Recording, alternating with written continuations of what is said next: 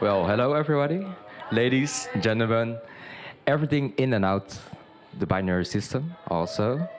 I'd like to welcome you all on the second edition of Hacking the Gender Roles.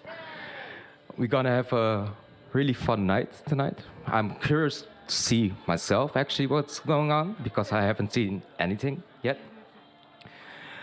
But before we start, I'd like to read a text from Gender Early Socialization, and that will set the theme a little bit for this whole evening or as a discussion point as well about gender and how to hack these gender roles. So thank you all for coming. Boys and girls spend large amounts of time playing with same-sex pairs and relatively small amount of time playing with pairs of the other sex. This pattern is known as gender segregation. Gender segregation begins by the age of 2.5 to 3 years old and increases in strength and intensity through the elementary school years. As a result, children are most likely to be socialized by peers of the same gender. This also means that boys and girls have different experiences and their skills, competencies, and interests in their interactions with same-sex peers. Boys learn how to get along and play effectively with other boys, whilst girls, in contrast, learn how to influence and play more cooperatively with other girls. Over time, the same gender peer preferences become stronger, strengthening gender segregation and the promotion of gender-type behavior and interests. This gender segregation cycle makes it less likely that boys and girls interact and learn from each other and promotes gender stereotypical beliefs, attitudes, and biases about and towards the other sex. For now, I would like to ask on the stage, Edie. So let's see. In terms of this theme, so the way I'm going to approach this is I'm going to read pieces that have... Okay, so what I've been thinking about a whole lot is not only like outward presentation, so like how we look or what have you, but also like how we are socialized. So, you know, being socialized as a male, you're definitely, you know, you are sort of socialized to always be right, to never be wrong, to always have, you know, to always be in control, to always have, you know, to not really expose yourself as being afraid or whatever, that sort of thing, okay? So basically, I'm gonna sort of kind of try to curate something that's like an arc of poems that deal with kind of like a sort of radical vulnerability. A lot of the work that I do is like socio-political in context. So I'm going to spare some of that, but you might get a little bit like taste of it here and there. I think that also falls under that category of being sort of like worried, you know, as a thing that as a male, you're not necessarily socialized to do all the time. Sort of be worried in a way that's not like, I have all the fucking answers, but like in a way that's like, I'm actually worried and like, you know, I'm actually afraid and we're in this together and I don't know. You know what I mean? That kind of thing. To not be sure. So we'll try to play with that a little bit. Also just going to read things that I would call sort of just queer in whatever way, shape, or form. But I'll try not to go on too long. We'll see how it goes. Okay, cool. We'll call this I Wish. I haven't read this in a long time. But sort of like feeling and allowing yourself, you know, again, a thing you're not supposed to necessarily do, but a thing that we could all use a little more knowledge of, no matter what our gender was or what have you. Okay, I wish. I wish I had pills to smile out of. I wish I had fun of myself. I wish my parents would show me how to do it. I wish they could show me how to do it well. I wish I could be clear. I wish I could be asking for help. I wish I were glowing in my friends. I wish a black hole around me. I wish diamonds came out of me. I wish the end were nearer. I wish I wasn't a vacant lot. I wished you would honk your horn for me. I wished I were a guest again. I wish I were tiny enough to be stepped on. I wish I were disappeared. I wish I were full of flowers. I wish you could come and go, and I wouldn't try to stop you. I've not read these in a long time, but we'll just, for the sake of it, just for this, again, this theme. So this is all like, they're epistolary, so it's like letters written to this sort of figure, like this male figure sort of thing called, so you'll see. But it's like kind of like dealing with the pressures of masculinity and like how you have to sort of hide like within it or what it expects of you, so on. So I'm just gonna read two quick ones. But also like toying with it, like, you know, also there is within masculinity, like confidence, right? Like where you can do anything, like you're supposed to like be able to just go into the world and do whatever the fuck you want and speak your mind and like be, so it's like this kind of interesting contradiction of like, you should be fully okay with everything and be be self-actualized, you know, that you're not worried about what anyone else thinks. But then also if what that is being sort of femme or pansy or whatever, or faggy as fuck, there's this sort of contradiction in how you're to, anyway. So it works like this.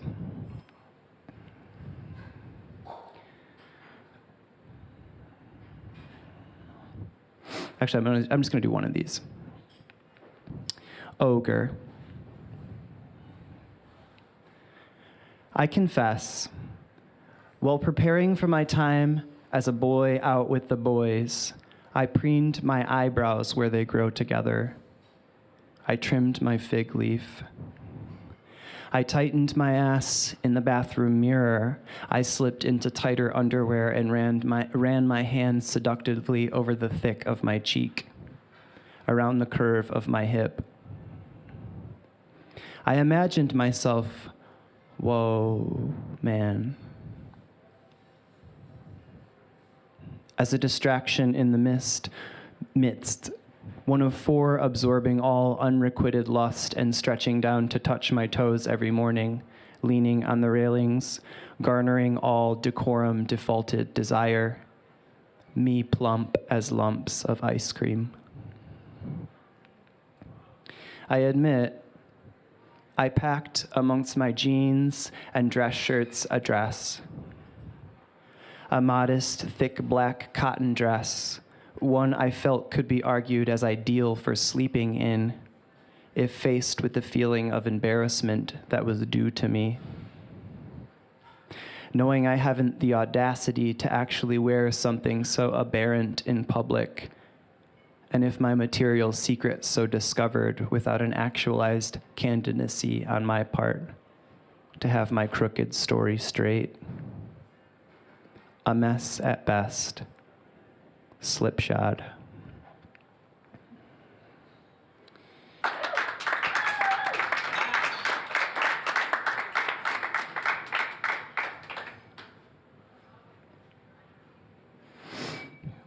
Okay, so I'm going to do a little, this is more the style all the time. Again, the socio-political, like I think entering into those spaces of anxiety and worry is still, dealing with the gendered whatever. Anyway, I already said that. I'm saying the same thing over and over again. I'm a ghost in a meat suit charged with stars. I am an unending source of love and contention.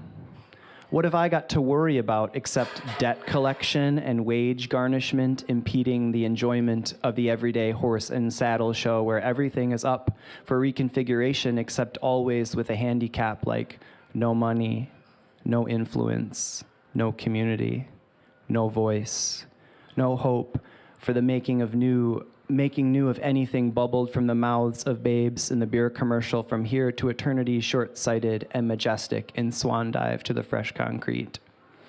Treat me to my own funeral. Treat me like a martyred saint of hazing and safe space violations. Treat me like a boundless brick bouncing through every fucking window.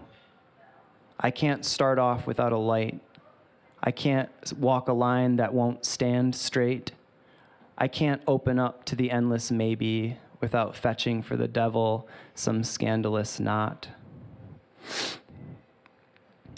Yeah, I'm doing not a great job of choosing here, huh?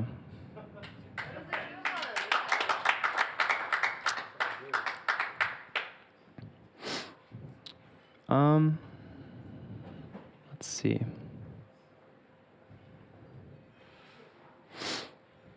Can I get a little graphic? Yeah, sure. Yeah. All right, well, this is a piece I was working on once before. It's like super queer.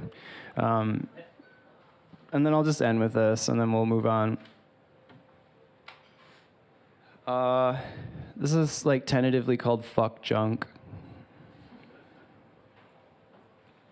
I'm gonna take a little drink.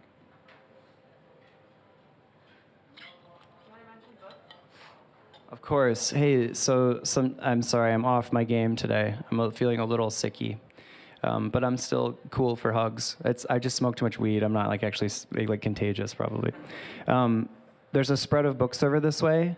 Chelsea and I, who will be performing soon, have been lugging them across Europe in a travel case that has named Lucas, but it's very heavy. So if at the very least you want to just like look at them and talk to us about them or touch them, it'll feel like it was, it was worthwhile bringing them this far. But if you'd like to take them home, they're just for donation. So whatever you know what paper costs. So what is like love and effort, Okay. Cool. Spiel. I used to teach college. Can you believe that? Okay. Okay, so fuck junk. This is, again, something I'm working on. Haven't touched it in a minute, so let's see. The flurried animal in me, sleek and coy, wants you and yours at the same time. Meat is mine. Head in the wrong place. Between the thighs, tongue rubs the point, tongues up the length.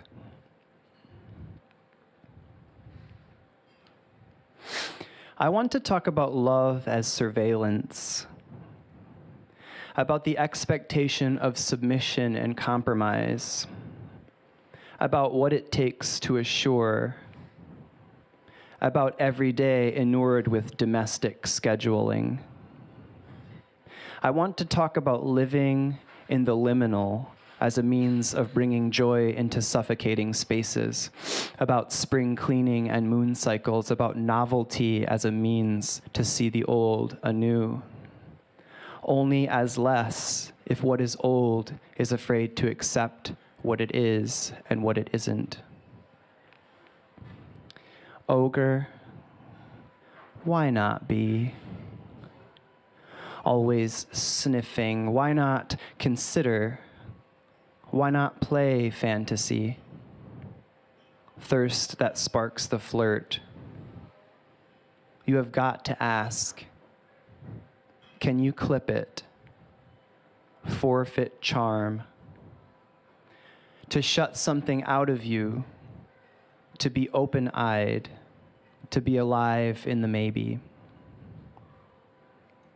You beast, you. Be indulgent. Be beastly, you. All there is about plenty to eat. The radio says Glenn Beck is battling a mystery illness, and I'm all sorts of fucking giddy. Because I've found Satan and he wants me to want me. Mirrored, I watch myself, my ass in the air, made to eat. I'm gaudy. Glittering lips, love sucking out the marrow. The dark lords are whores for a good laugh, and I'm all ghosty in the negative, sad little town. Burn it down is a thing we could do. But then my birthday comes around and nothing. I want you to want me.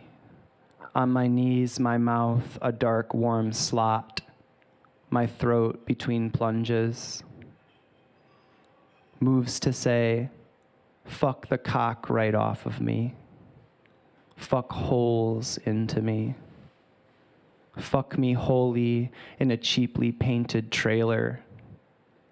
Mess of blue foam eggs thick. Spill of carton milk. I believe in Jesus' hands and spit and warm friction. I believe in violence contained by a safe word. I believe in expanding space between dick out front and gash in back. I mean this earring to cue an unsettling flirt with whoever the fuck. My turn to truth or fuck the truth. I dare you to kiss me. Play is how we make laughter, skin and cameras clapping in the kitchen.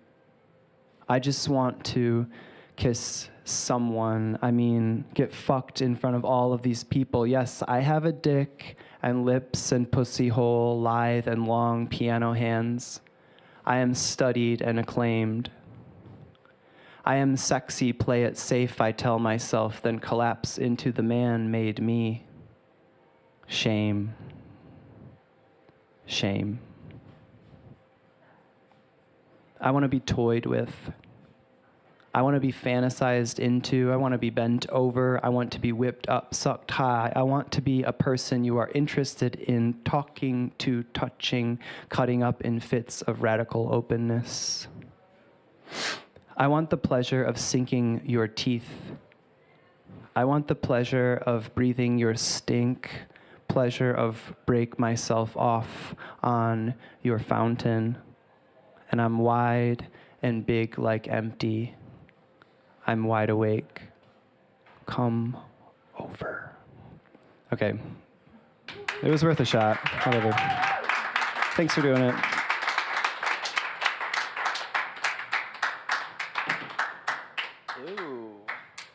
So warm applause for Chelsea.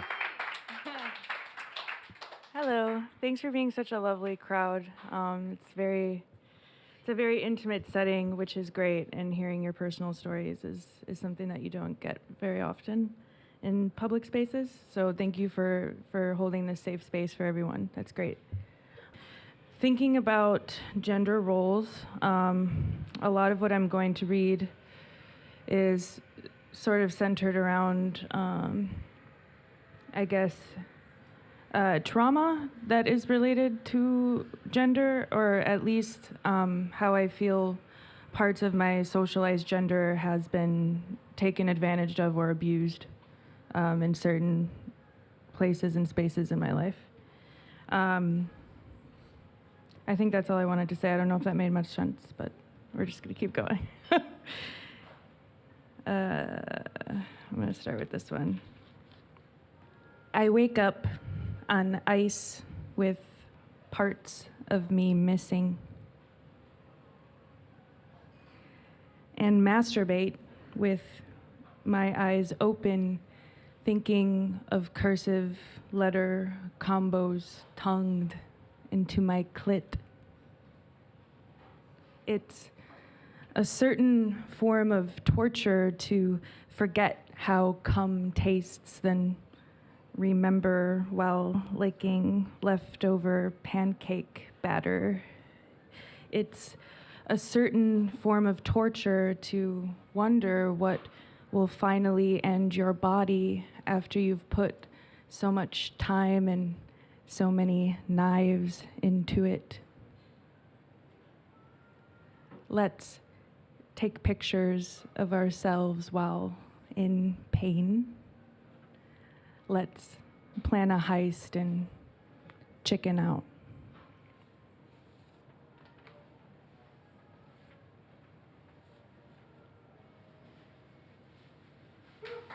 Oh, thanks. Sorry. Am I talking loud enough? Microphones are weird, and I can is it fine? Okay, yeah. Sorry. Can only hear myself in one ear right now. I think we're both getting sick somehow. Smoking too much weed. I'm just kidding.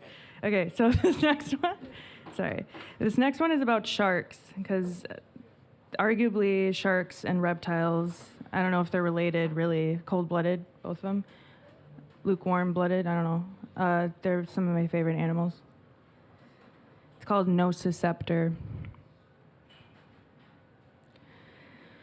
I remember being fascinated by the fact that sharks are older than trees and made up entirely of cartilage, half as dense as bone. When I push down on your skin, I can see the muscles underneath shift, and it makes me feel like I could rearrange you. Sometimes we fuck and fuck and fuck because we know what pain is, and I won't clean myself after so I can smell it on me later.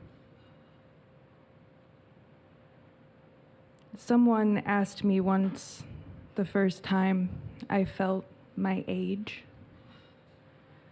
why I wasn't crying. Told me I rated my pain way lower than any man. It made me feel half as dense as bone, older than a tree.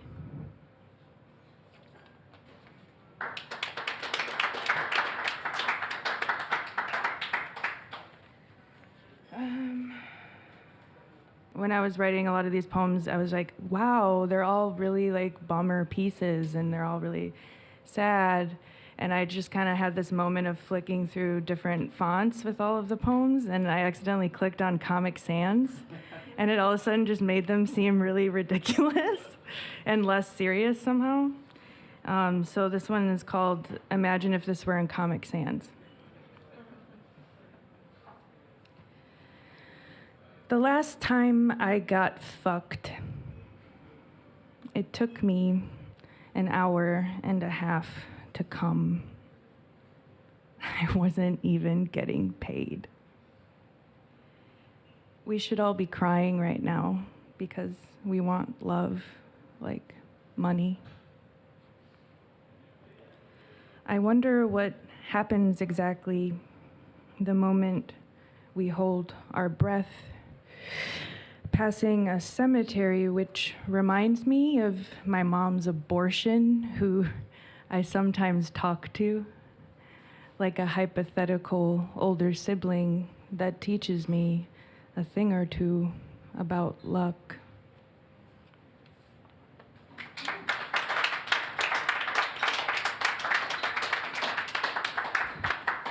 Okay, thank you for listening. We'll see how this goes. Okay, so this is a book that's over there if you feel like looking at the illustrations are really cool, if anything. But it's called We're All Born with the Right to Be Angry. There's a lot of angry baby faces on the cover. Because we're all born screaming and crying when we come into the world. Like, shit, this is gonna suck. But it could be cool sometimes. You have so many freckles, I can't count them without starting over. Cells are trees, and they're shedding everywhere. Dead things in bags at the end of the driveway. When I was 3, I had an abusive babysitter. Her name was Lori. I already forgot what she looked like. She used to lock me in rooms until I shat my pants, crying at the filth I couldn't clean up. Today, she has colon cancer. It'll kill her. It's fucked up to wish harm on somebody. Another babysitter had twin daughters who loved to kiss my cheeks. They used to fill the bowl with milk before pouring in the cereal. When she picked me up, my mom always said my cheeks smelled like ketchup. Her baby girl looked sad. What was ever wrong? Fingers through my hair. Drying my mother after her shower used to be my favorite thing. I would count her beauty marks. She was my sympathetic funhouse mirror. I'd fantasize about my parents' love before I existed, a scene that repeats like a dumb parrot, my dad's finger picking my mother's hair out of her teeth. Daydreaming has no point when you're the ending. If only you could have known me when I was younger, you would have told Lori she's a horrible fucking person. She'll be sorry. Her eyes are scared, and you're standing up straight. I never watched a person die, but my great aunt had Alzheimer's. First, she forgot our birthdays, then she forgot to water the plants, then she forgot to cut her nails, then she forgot to brush her hair, then she forgot she quit smoking, then she forgot how to shower, she forgot how to count, she forgot how to pay her bills, she forgot to feed her cat, she forgot you don't eat plastic, she forgot how to look at you, she forgot Latin. She forgot her husband died and didn't just go to the grocery store. He wasn't coming home. She forgot our name. She forgot her name. She forgot where she was. She forgot how to walk. She forgot how to chew. And then she just didn't breathe anymore. The day she died, my grandmother sang with her in the hospital bed. Suddenly, she remembered something. It was a song. She remembered a song her sister sang with her. I don't understand what it takes to be dead. I still don't understand. I'll never understand. Smell is the first thing that leaves a body. How a person smells is the first thing that leaves. At the funeral, I covered my eyes in front of her casket, and I was slapped for being afraid of how acrylic a dead face can look.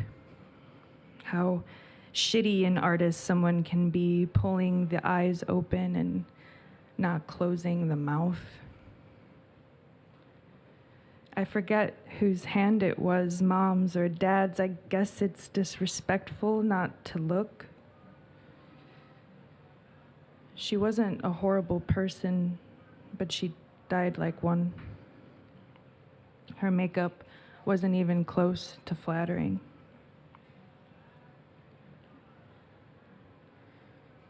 Grooming can be so painful if you aren't careful. It's so easy to disfigure, cut the nail too close, rip the skin off, poke your eye out. How easy it all could be. Growing up, watching the women wash the dishes was the saddest. The hooks of their backs over the sink as if they were scrubbing at a stain inside themselves. How they needed to cry a little bit before they kept going. And now I wonder how much of my skin and hair and blood and shit and puke is still in my childhood carpet. How much of myself is left over.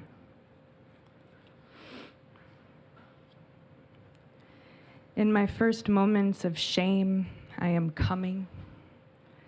I need to pee after. Your first orgasm will affect you forever. From that point begins a life in which you tragically can't stop thinking about yourself. My first time, he was nervous. I was silent. I could see the pulse through his throat. It was almost audible, like I could hear him getting older. Afterwards, I was surprised I didn't smell like anything. We drove around in the rain and ran over a bullfrog. It popped so loud, so easy. I feel oddly repentant towards any body I've harmed. The cat I dissected in high school, there were only a few of us who had it in them. I cut, then ripped the fur clean off to get at what's inside. The rabbit in the backyard I didn't try to save. I wanted to be alone with the blood. It smelled like mud and split wood. Oh, I was in love, studying as it decomposed in stages, the bone finally showing through weeks in. My nightmares are full of things that erase me. The root of my secret I'll only say out loud with my head in a bathtub underwater. This isn't a good documentary, not a good poem, not a home movie, and no, I don't feel like talking about any of it. I'm surprised you asked. Thank you.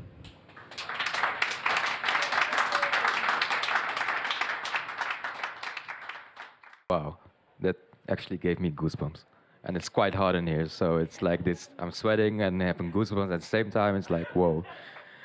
I actually need to sink this in because it came in so hard.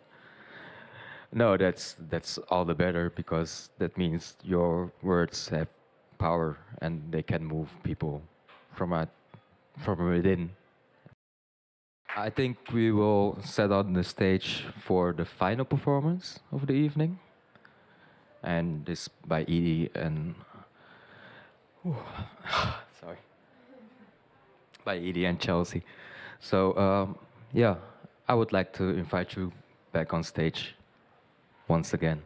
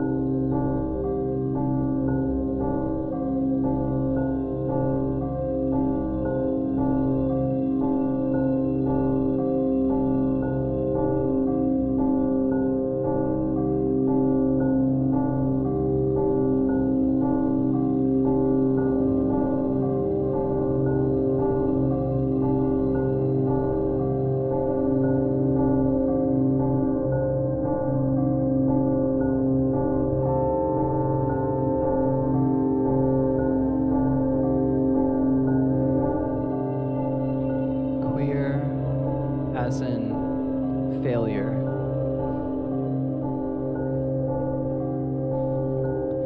Queer as in failure to try. Queer as in contradictory.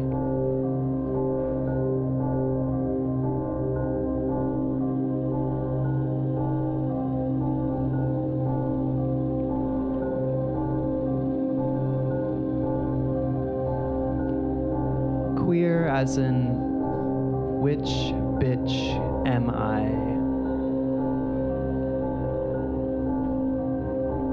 Queer as in pussy.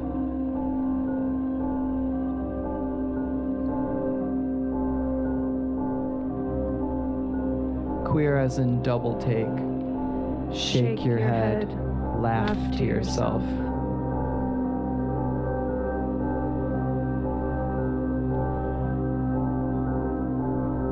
Queer as in inconvenient, inconsistent with what was given. Blue for the boy, pants of blue, a little blue hat. Blue for the boy, so you know where the boys are, which little bodies to say handsome to, which little bodies are pretty.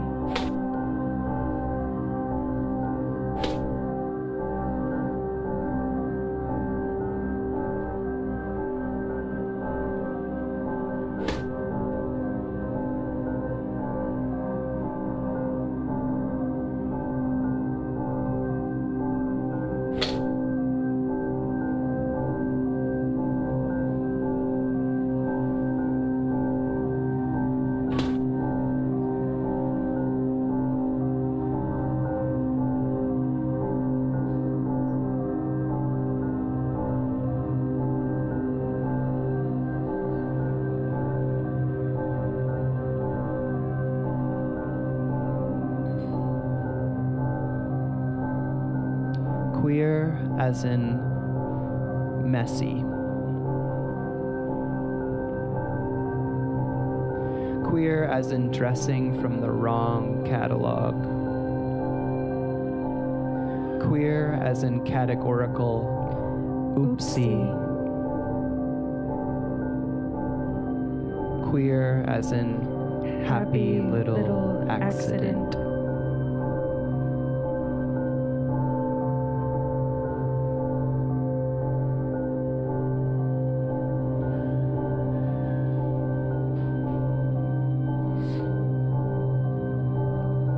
Queer as in pink palms, pink pads of feet, pink tongue, pink insides.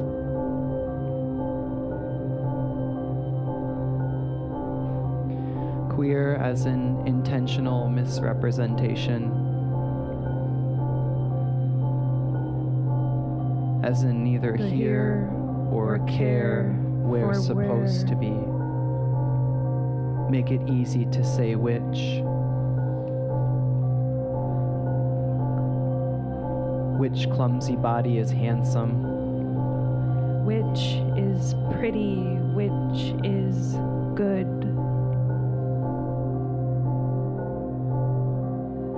Which is beyond reason and making new?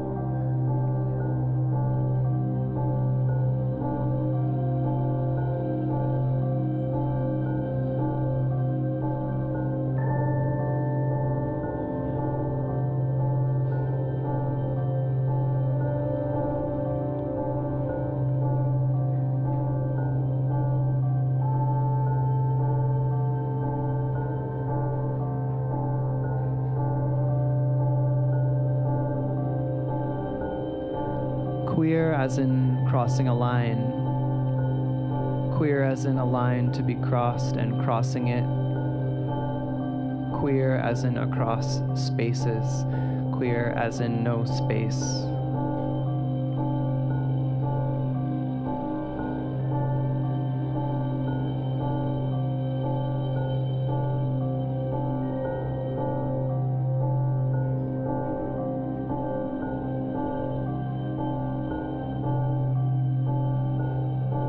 New space.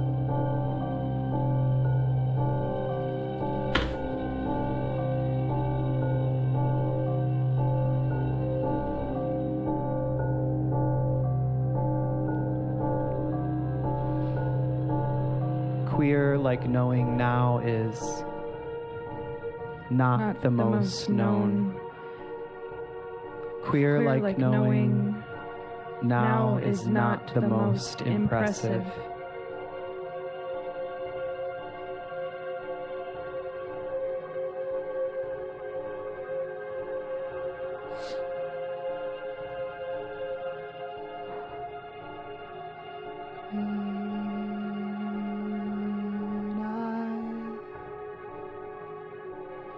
try.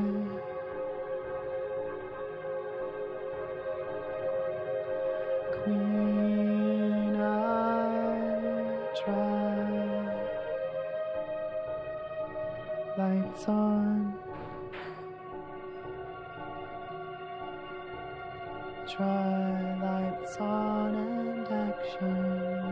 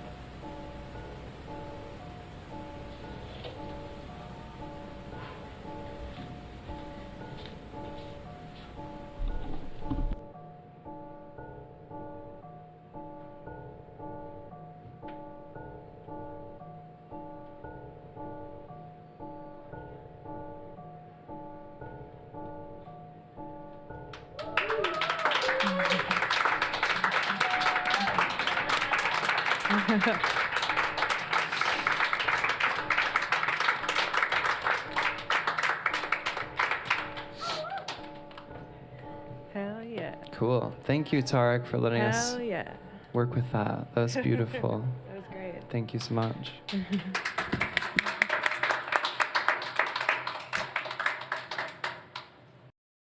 So, shall we put an end to this lovely, lovely evening and this small discussion? We can always talk further and have a small drink and a smoke or have some fresh air outside. I would like to thank Edie, Chelsea, and of course Tarik for this wonderful, wonderful evening.